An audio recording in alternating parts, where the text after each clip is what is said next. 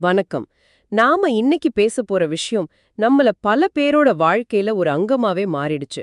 காலையில டீ கடையில ஆரம்பிச்சு ராத்திரி ஆன்லைன்ல சாப்பாடு ஆர்டர் பண்ற வரைக்கும் எல்லாத்துக்கும் நாம பயன்படுத்துற ஒண்ணுதான் யூபிஐ. ஆனா ஒரு நிமிஷம் யோசிச்சு பாருங்க. நீங்க மாசத்துக்கு இத்தனாயிரம் ரூபாய் யூபிஐல செலவு பண்றீங்க. ஆனா அதுக்கு உங்களுக்கு ₹1 கூட கேஷ்பேக் இல்லன்னா நீங்க காசு சும்மா விட்டு கொடுக்கறீங்கன்னு அர்த்தம். நீங்க எங்களோட பகிர்ந்துகிட்ட சோர்சஸ வச்சு 2026ல யூபிஐ செலவுகளுக்கு எது பெஸ்ட் கிரெடிட் கார்டுன்னு இன்னைக்கு நாம அலசி ஆராயப் போறோம். உங்க செலவு பழக்கத்துக்கு எந்த கார்டு செட் ஆகும்னு கண்டுபிடிக்கிறது தான் நம்மளோட நோக்கம். கரெக்ட். மார்க்கெட்ல இப்ப ஏகப்பட்ட கார்டுகள் இருக்கு. புதுசு புதுசா லான்ச் பண்ணிட்டே இருக்காங்க. அதே சமயம் நல்லா இருந்த கார்டோட வேல்யூவே திடீர்னு குறைச்சிடுறாங்க. இந்த குழப்பத்துல உங்களுக்கு ஒரு தெளிவை கொடுக்கறதுக்காக முக்கியமான கார்டுகளை ஒன்னொன்னா பார்க்கலாம். நம்ம முதல்ல ஒரு காலத்துல ராஜாவா இருந்து இப்ப மதிப்பு குறைஞ்சு போன ஒரு கார்டுல இருந்து ஆரம்பிக்கலாம். ஒரு எச்சரிக்கை மாதிரி. சரி, வாங்க ஆரம்பிக்கலாம். முதல்ல நாம பார்க்க போற கார்டு நிறைய பேருக்கு தெரிஞ்ச பேரா இருக்கும். Axis super money. ஒரு வருஷத்துக்கு முன்னாடி வரைக்கும் இதுதான் யூபிஐக்கு பெஸ்ட்னு எல்லாரும் சொல்லிட்டு இருந்தாங்க. உண்மைதான்.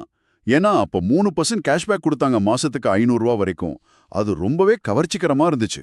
ஆனா இப்போ நிலைமை தலைகீழா மாறிடுச்சு.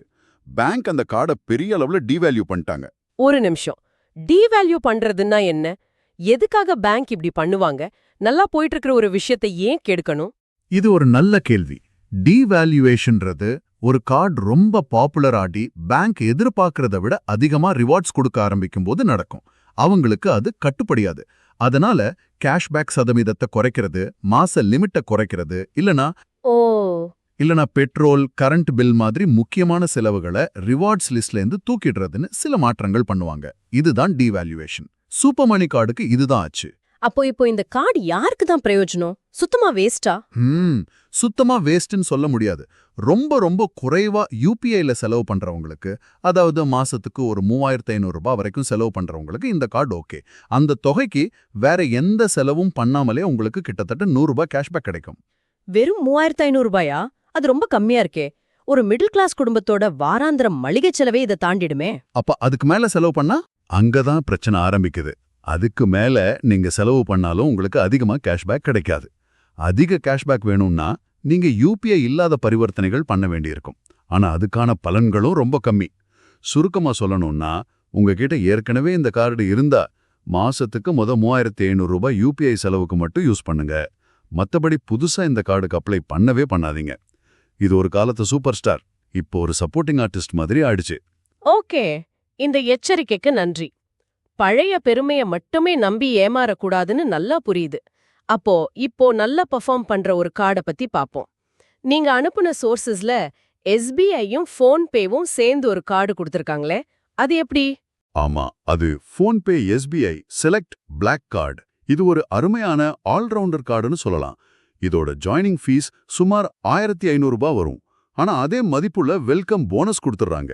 அதனால முதல் வருஷம் கிட்டத்தட்ட இலவசம் மாதிரி தான். இதுல எனக்கு ரொம்ப பிடிச்ச விஷயம் என்னன்னா, இதோட ரிவார்ட் சிஸ்டம். வெறும் யூபிஐக்கு மட்டும் இல்லாம நம்ம மாசா மாசம் பண்ற பல செலவுகளை இது கவர் பண்ணுது. நிச்சயமா. இதை நாம 3 பிரிவா பார்க்கலாம். முதல் பிரிவு, இதுதான் பெரிய பலனே இருக்கு. ஃபோன்பே ஆப் மூலமா நீங்க பண்ற recharge, current bill, insurance, travel booking, இது எல்லாத்துக்கும் 10% ரிவார்ட்ஸ் கிடைக்கும். என்னது, 10%? நம்பவே முடியலையே. கரண்ட் பில், இன்டர்நெட் பில்னு மாசம் ஒரு ₹3000 நான் கட்டுறேன். அப்போ அதுக்கே எனக்கு ₹300 திரும்ப கிடைக்குமா? இது நாம எப்படியும் கட்ட வேண்டிய செலவுகள். இதுக்கு ரிவார்ட்ஸ் கிடைக்கிறது ஒரு பெரிய போனஸ். ஆமா, அதுதான் இதோட ஹைலைட். மாசத்துக்கு 2000 ரிவார்ட் பாயிண்ட்ஸ் வரைக்கும் இதுல சம்பாதிக்கலாம். அதாவது நீங்க ₹20,000 வரைக்கும் இந்த வகையில செலவு பண்ணி முழு பயனையும் அடையலாம். அடுத்ததா இரண்டாவது பிரிவு, online shopping. Amazon, Flipkart, Zomato மாதிரி பாப்புலரான தளங்கள்ல ₹4000 வரைக்கும் பண்ற செலவுக்கு 5% பலன் கிடைக்கும். சூப்பர். மூணாவது பிரிவு தான் நம்மளோட மெயின் டாபிக், யூபிஐ. ஆமா, மூணாவது பிரிவு ஸ்கேன் அண்ட் பே, அதாவது யூபிஐ பரிவர்த்தனைகள். இதுக்கு 1% பலன் கிடைக்கும். இதுக்கும் மாச லிமிட் 2000 பாயிண்ட்ஸ். சோ நேரடி யூபிஐ கேஷ்பேக் 1% தான் என்றாலும் கரண்ட் பில், ரீசார்ஜ்ல 10%, ஆன்லைன் ஷாப்பிங்ல 5%ன்னு கிடைக்கிறதுனால இது ஒரு கம்ப்ளீட் பேக்கேஜா இருக்கு. மாசாந்திர வீட்டு செலவுகளை ஒரே கார்டுல முடிக்கணும்னு நினைக்கிறவங்களுக்கு இது ஒரு சிறந்த ஆல்ரவுண்டர். இந்த எஸ்பிஐ கார்டு ஒரு நல்ல ஆல்ரவுண்டர்னு புரியுது. ஆனா இந்த மாதிரி கார்டுகளோட ஒரு பிரச்சனை, பேங்க் எப்ப வேணா இதோட பலன்களை மாத்திடலாம், ஆக்சஸ் கார்டு மாதிரி. அந்த மாதிரி இல்லாம பல வருஷமா பெரிய மாற்றங்கள் இல்லாம நிலையான பலன்களை கொடுக்கிற ஒரு கார்டு இருக்கா? சோர்சஸ்ல டாடா நியூ இன்ஃபினிட்டி கார்டை பத்தி சொல்லிருக்காங்களே. அதுதான் அந்த கார்டோட பெரிய ப்ளஸ் பாயிண்டே, அதோட நிலைத்தன்மை.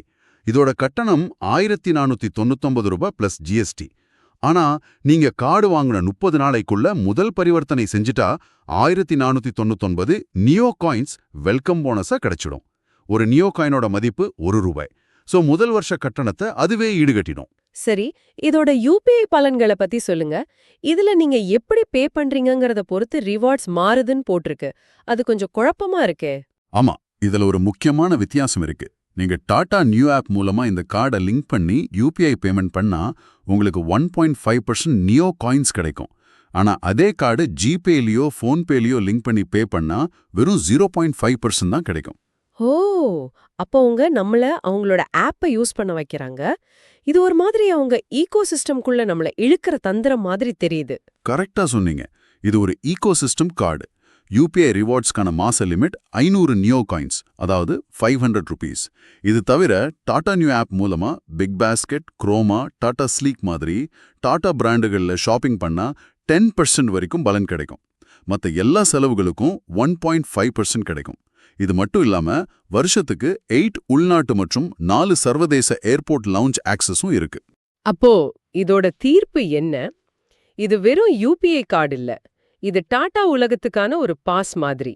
நீங்க ஏற்கனவே பிக் பாஸ்கெட், குரோமா, விஸ்டாரால அதிகமா செலவு பண்றவரா இருந்தா இந்த கார்டு உங்களுக்கு ரொம்ப லாபகரமா இருக்கும். ஆமா, இல்லனா வெறும் யூபிஐ பலனுக்காக மட்டும் இந்த கார்டை வாங்குறது அவ்வளோ சிறந்ததில்ல. அருமையா சொன்னீங்க. அதுதான் இந்த கார்டோட சுருக்கம். சரி, ஒரு ஆல்ரவுண்டர் பார்த்தோம், ஒரு ஈகோசிஸ்டம் கார்டு பார்த்தோம். இப்போ சோர்சஸ்ல அதிக வெகுமதி தடும் யூபிஐ கார்டுன்னு ஒரு கார்டை ஹைலைட் பண்ணிருக்காங்க, கிவி கார்டு. அந்த பேருக்கு இது தகுதியானதான்னு பாப்போம். இது வாழ்நாள் இலவசம்னு விளம்பரம் பண்றாங்க. இந்த வாழ்நாள் இலவசம்ங்கிற வார்த்தையை கேட்டாலே எனக்கு கொஞ்சம் சந்தேகம் வரும். உங்க சந்தேகம் நியாயமானதுதான். ஏன்னா இதுல சில நிபந்தனைகள் இருக்கு. முதல்ல கேஷ்பேக் கிடைக்கணும்னா நீங்க பண்ற ஒவ்வொரு பரிவர்த்தனையும் குறைஞ்சது 100 ரூபாயாவது இருக்கணும். 99 ரூபாய்க்கு ஒரு பொருள் வாங்கினா கேஷ்பேக் கிடையாது. இது ஒரு முக்கியமான பாயிண்ட். கார்டு வாங்கின உடனே உங்களுக்கு கிடைக்கிற அடிப்படை யூபிஐ கேஷ்பேக் 1.5%. அப்போ விளம்பரத்துல சொல்ற 5% கேஷ்பேக் எப்படி கிடைக்கும்? அங்கதான் அந்த நிபந்தனை வருதா? ஆமா, நீங்க வருஷத்துக்கு 999 ரூபாய் கட்டி அவங்களோட நியோன் சந்தாவுல சேரணும்.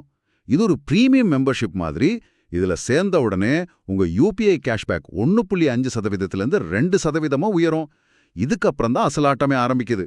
நீங்க வருஷம் முழுக்க பண்ற செலவை பொறுத்து உங்க கேஷ்பேக் ரேட் இன்னும் அதிகமாகும். அந்த செலவு மைல்கற்களை விளக்கமா சொல்லுங்க. சொல்றேன். ஒரு வருஷத்துல நீங்க 50,000 ரூபாய் செலவு பண்ணிட்டீங்கன்னா அந்த தொகைக்கு 3% கேஷ்பேக் கிடைக்கும். அடுத்த மைல்கல் 1,00,000 ரூபாய். நீங்க 1,00,000 ரூபாயை தொட்டதும் உங்க கேஷ்பேக் ரேட் 4% உயரும். அதாவது 4,000 ரூபாய் உங்களுக்கு திரும்ப கிடைக்கும். கடைசியா வருஷத்துக்கு 1,00,000 ரூபாய் செலவு செஞ்சிட்டா உங்களுக்கு 5% கேஷ்பேக் கிடைக்கும். அதாவது 7,500 ரூபாய். வாவ்! ஆனா 1,00,000 ரூபாய்க்கு மேல பண்ற செலவுகளுக்கு மறுபடியும் 2% ரேட் தான் பொருந்தும். கணக்கு சுவாரஸ்யமா இருக்கே. 1,50,000 செலவு பண்ணா 7,500 ரூபாய் திரும்ப வருது. அந்த 999 ரூபாய் சந்தா கட்டணத்தை கழிச்சா கூட நிகர லாபம் சுமார் 6,500 ரூபாய். இது ஒரு நல்ல வருமானம்தான். ஆனா இதுல என்ன கேட்ச்? ஏதாச்சும் ஒரு பெரிய குறை இருக்குமே? இருக்கு. இதுல பல முக்கியமான செலவு வகைகளுக்கு கேஷ்பேக் கிடையாது. சோர்சஸ் படி கரண்ட் பில், பெட்ரோல், வீட்டு வாடகை, இன்சூரன்ஸ், கல்வி கட்டணம், இது எதுக்குமே கேஷ்பேக் இல்ல. என்னது? பெட்ரோலுக்கு கேஷ்பேக் இல்லையா? வண்டி வச்சிருக்கிற பாதி பேருக்கு மாச செலவுல இது ஒரு பெரிய பங்கு. இது ஒரு பெரிய மைனஸ் பாயிண்ட் ஆச்சே. அப்போ இந்த கார்டு யாருக்கு தான் சரிப்பட்டு வரும்? நீங்க முக்கியமா மளிகை பொருட்கள், ஷாப்பிங், ஹோட்டல் பில் மாதிரி விஷயங்களுக்கு யூபிஐ பயன்படுத்துறீங்க. அதே சமயம் வருஷத்துக்கு 1,50,000 லட்சம் வரைக்கும் செலவு பண்ண முடியும்னா இது உங்களுக்கு ஒரு அருமையான கார்டு. ஆனா உங்க செலவுல பெரும் பகுதி வாடகை, பெட்ரோல், இன்சூரன்ஸ் மாதிரி இந்த விலக்கப்பட்ட வகைகள்ல இருந்தா இந்த கார்டால உங்களுக்கு எந்த பயனும் இல்ல. இது ஒரு முக்கியமான விஷயம். சொல்ற கார்டு இதை விட சிக்கலானதா தெரியுது. Slice super card. இதுவும் வாழ்நாள் இலவசம்தான். ஆனா இதோட ரிவார்ட் சிஸ்டம் ரொம்பவே வித்தியாசமா இருக்கு. இதுவும் அதிகமா யூபிஐல செலவு பண்றவங்களுக்கு தான்னு சொல்லியிருக்காங்க. ஆமா, இது ரொம்பவே சிக்கலானது. இதுல நேரடி கேஷ்பேக் கிடையாது. பதிலுக்கு நீங்க மானி சம்பாதிக்கிறீங்க. ₹1 செலவு பண்ணா 1 மானி கிடைக்கும். ஆனா விளையாட்டு அதை எப்படி பணமா மாத்துறீங்கிறதுல தான் இருக்கு. சரி, இந்த மானி சிஸ்டம் ஒரு வீடியோ கேம் மாதிரி இருக்கு. இத கொஞ்சம் உடைச்சு சொல்லுங்க. நீங்க எவ்ளோ மானி சேர்த்து வச்சிருக்கீங்கங்கறத பொறுத்து உங்க கேஷ்பேக் ரேட் மாறும். உங்க கணக்குல 3 லட்சம் மானிஸ் வரைக்கும் இருந்தா, அதாவது நீங்க 3 லட்சம் ரூபாய் வரைக்கும் செலவு பண்ணியிருந்தா, உங்க கேஷ்பேக் ரேட் வெறும் 1% தான். ஒரு நிமிஷம், 3 லட்சம் ரூபாய் செலவு பண்ணதுக்கு அப்புறமும் வெறும் 1% தானா? இது ரொம்ப கம்மியா தெரியுதே. ஆமா, இங்க தான் பொறுமை தேவை. உங்க மானிஸ் 3 லட்சத்துல இருந்து 5 லட்சமா உயரும்போது உங்க கேஷ்பேக் 1.5% ஆகும். நீங்க 5 லட்சத்துக்கும் அதிகமான மானிஸ் சேகரிக்கும் போது தான் உங்களுக்கு 2% கேஷ்பேக் கிடைக்கும். சோர்ஸ்ல 3% வரைக்கும் கிடைக்கும்னு போட்டிருக்கேன். அது எப்படி? அதுதான் இதுல அடையிறதுக்கு ரொம்ப ரொம்ப கஷ்டமான நிலை. அதுக்கு 2 கண்டிஷன் இருக்கு. ஒன்னு, உங்ககிட்ட 5 லட்சத்துக்கும் அதிகமான மானிஸ் இருக்கணும். 2வது, உங்க ஸ்லைஸ் பேங்க் அக்கவுண்ட்ல சராசரியா 5 லட்சம் ரூபாய் சேமிப்புல வச்சிருக்கணும். ஓ, இது எல்லாராலையும் முடியாது. அதனால மாசத்துக்கு யூபிஐ மூலமா ஒரு 40,000 50,000 ரூபாய் செலவு பண்றவங்களுக்கு இந்த 2% ரேட் ஒரு நல்ல டார்கெட்டா இருக்கலாம். இந்த மானி சிஸ்டமே ஒரு பெரிய வேலையா தெரியுது. இதுல ஸ்லைசிங்னு ஒரு அம்சம் கூட இருக்குதாமே. ஆமா, 2,000 ரூபாய்க்கு மேல பண்ற பரிவர்த்தனைகளை 3 மாச வட்டி இல்லாத இஎம்ஐயா மாத்திக்கலாம். இது ஒரு நல்ல வசதி. ஆனா இதுல ஒரு குறை இருக்கு. அப்படி இஎம்ஐயா மாத்துற பரிவர்த்தனைகளுக்கு உங்களுக்கு எந்த மானிஸும் கிடைக்காது. கிவி கார்டு மாதிரியே இதுலயும் வாலெட் லோடிங், பெட்ரோல், வாடகை, இன்சூரன்ஸ்னு பல விலக்கப்பட்ட வகைகள் இருக்கு. அப்போ இந்த கார்டோட சொடுக்கோயோட இது ஒரு பொறுமைசாலிக்கான கார்டு. நீங்க ஒரு பெரிய செலவாளியா இருந்து வருஷக்கணக்குல மானிசு சேர்த்து அதிக ரிவார்ட்ஸ் அடையணும்னு நினைச்சா இது உங்களுக்கு பொருந்தும். உடனடி பலன் எதிர்பார்க்கறவங்களுக்கு இது சரிப்பட்டு வராது. இது ஒரு மராத்தான், 100 மீட்டர் ஓட்டப்பந்தயம் இல்ல. அருமையான ஊமை. அதுதான் இந்த கார்டுக்கு சரியான விளக்கம். சரி, இவ்வளவு சிக்கலான கார்டுகளை பத்தி பேசி என் தலையே சுத்துது. கடைசியா சிம்பிளா ஏதாவது ஒன்னு பாப்போம். கிரெடிட் கார்டு உலகத்துக்கே புதுசா வர்றவங்களுக்கு ஒரு கார்டு இருக்குன்னு சோர்சஸ் சொல்லுது. ஆமா, அது IDFC first earn credit card. இதோட கட்டணம் 499 ரூபா பிளஸ் ஜிஎஸ்டி. இதோட பெரிய பிளஸ் என்னன்னா, கிரெடிட் ஹிஸ்டரி இல்லாதவங்க கூட குறைஞ்சது 5,000 ரூபாய் ஃபிக்ஸட் டெபாசிட் வச்சு இந்த கார்டை வாங்கிக்கலாம். அதனால கார்டு அப்ரூவ் ஆகுறது ரொம்ப சுலபம். அப்போ இது கிரெடிட் ஸ்கோரை பில்ட் பண்ண ஆரம்பிக்கிறதுக்கு ஒரு நல்ல வழி. இதோட ரிவார்ட்ஸ் எப்படி சிம்பிளா இருக்கா? ரொம்ப ரொம்ப சிம்பிள். ஐடிஎஃப்சி ஆப் மூலமா பண்ற யூபிஐ செலவுகளுக்கு நேரடியா 1% கேஷ்பேக், மத்த எல்லா செலவுகளுக்கும் 0.5%. மாசத்துக்கு மொத்தம் 500 ரூபாய் வரைக்கும் கேஷ்பேக் வாங்கலாம். இதுல எந்த விதமான சிக்கலான விதிகளும் இல்ல, நேரடியான பலன். இது இல்லாம பேடிஎம் மூவிஸ்ல டிக்கெட் புக் பண்ணா 25% தள்ளுபடி மாதிரி சின்ன சின்ன சலுகைகளும் இருக்கு. அப்போ இது அதிகமா சம்பாதிச்சு கொடுக்கற கார்டு இல்ல. ஆனா கிரெடிட் கார்டு உலகத்துக்குள்ள முதன்முதலா கால் வைக்கிறவங்களுக்கு எந்த குழப்பமும் இல்லாம ஒரு பாதுகாப்பான தொடக்கத்தை கொடுக்குது. இதோட உண்மையான மதிப்பு கேஷ்பேக்ல இல்ல, ஒரு நல்ல நிதி பழக்கத்தை ஆரம்பிக்கிறதுல இருக்கு. மிகச்சரியா சொன்னீங்க. இது ஒரு ஸ்டார்டர் பேக். சரி, இப்போ எல்லாத்தையும் தொகுத்து பார்ப்போம். மதிப்பு குறைஞ்சு போன ஒரு கார்டுல ஆரம்பிச்சு ஒரு ஆல்ரவுண்டர், ஒரு ஈகோ சிஸ்டம் கார்டு, அதிக ரிவார்ட்ஸ் தர்ற ஆனா நிபந்தனைகள் உள்ள கார்டுகள், கடைசியா ஆரம்ப நிலையாளர்களுக்கான ஒரு சிம்பிளான கார்டு வரைக்கும் பார்த்தோம். அப்போ இதிலிருந்து நாம எடுத்துக்க வேண்டிய முக்கியமான பாடம் என்ன? நாம புரிஞ்சிக்க வேண்டிய முக்கியமான விஷயம், எல்லாருக்கும் பொருந்துற மாதிரி ஒரே ஒரு சிறந்த கார்டுன்னு எதுவும் கிடையாது. உங்களுக்கான சரியான கார்டு எதுங்கிறது உங்க மாதாந்திர செலவு பழக்கத்தை பொறுத்தது. நீங்க கிவி கார்டுல இருக்கிற மாதிரி மைல் கற்களை அடையக்கூடிய அளவுக்கு அதிகமா செலவு பண்றவரா, இல்ல போன்பேல எஸ்பிஐ கார்டு மாதிரி கரண்ட் பில், ஆன்லைன் ஷாப்பிங், யூபிஐன்னு எல்லாத்தையும் கொஞ்சம் கொஞ்சம் கவர் பண்ற ஒரு கார்டு உங்களுக்கு போதுமா? ஒரு கார்டோட ரிவார்ட் சிஸ்டத்தை நீங்க பண செலவு பண்ற விதத்தோட பொருத்தி பார்க்கிறது தான் இங்க முக்கியம். கரெக்ட். ஒரு நிமிஷம் உட்கார்ந்து யோசிங்க. உங்க மாசாந்திர யூபிஐ செலவு எவ்வளவோ, கரண்ட் பில், ரீசார்ஜுக்கு எவ்வளவு போகுது, ஆன்லைன் ஷாப்பிங் எவ்வளோ பண்றீங்க? இதுக்கு பதில் தெரிஞ்சா எந்த கார்டு உங்களுக்கு அதிகபட்ச லாபத்தை தரும்னு நீங்களே கண்டுபிடிச்சிடலாம். கிவி, ஸ்லைஸ் கார்டுகள்ல இருக்கிற விலக்கப்பட்ட வகைகளையும் மறக்காம மனசுல வச்சுக்கோங்க. நீங்க உங்க முடிவை எடுக்கிறதுக்கு முன்னாடி யோசிக்கிறதுக்கு ஒரு கடைசி கேள்வி. பேங்க்ஸ் தொடர்ந்து ரிவார்ட் சிஸ்டத்தை மாத்திட்டே இருக்கிற இந்த சூழல்ல ஒரே ஒரு கார்டை மட்டும் நம்பி இருக்கிறது புத்திசாலித்தனமா, இல்ல பல கார்டுகளை வச்சுக்கிட்டு ஒவ்வொரு செலவுக்கும் அதுக்கு பெஸ்டான கார்டை பயன்படுத்துற ஒரு சீன் தொக்குத்தை உருவாக்குறது நல்லதா? உங்க சொந்த சூப்பர் டீம் கார்டுகளை நீங்க எப்படி உருவாக்குவீங்க? யோசிச்சு பாருங்க.